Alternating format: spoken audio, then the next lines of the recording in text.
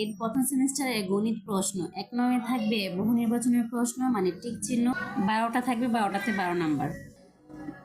2 নংয়ে থাকবে শূন্যস্থান 10টাতে 10 মার্ক। 3 নংয়ে থাকবে সংক্ষিপ্ত প্রশ্ন 12টাতে 12 মার্ক।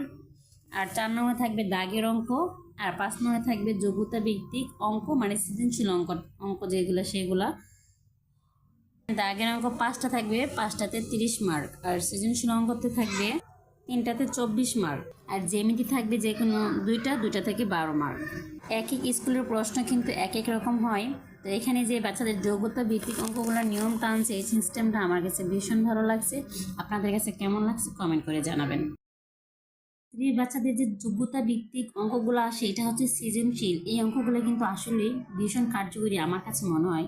এখানে একটা অনুচ্ছেদ তোলা থাকে, জাস্ট এখান থেকে অঙ্কগুলো বের করতে হবে। বাচ্চারা এই প্রশ্নটা দেখেই আমি মনে করি বুঝতে পারবে যে এখানে সংখ্যাগুলো আছে 4টা সংখ্যা, 4টা সংখ্যা থেকে দ্বিতীয় সংখ্যাটা কথায় লিখো, তৃতীয় সংখ্যাটি শতক ও হাজারের স্থানীয় অঙ্কদের মান নির্ণয় করো। আর 3 নম্বর অঙ্ক থাকবে প্রদত্ত সংখ্যাগুলো প্রতীকের সাহায্যে ছোট থেকে বড়, বড় থেকে ছোট ক্রমে লিখো। এই জিনিসগুলো বাচ্চারা যখন আগে অঙ্কগুলো করে আসবে তখনই দেখবেন এই অঙ্কগুলো বাচ্চাদের কাছে অনেক সহজ মনে হবে।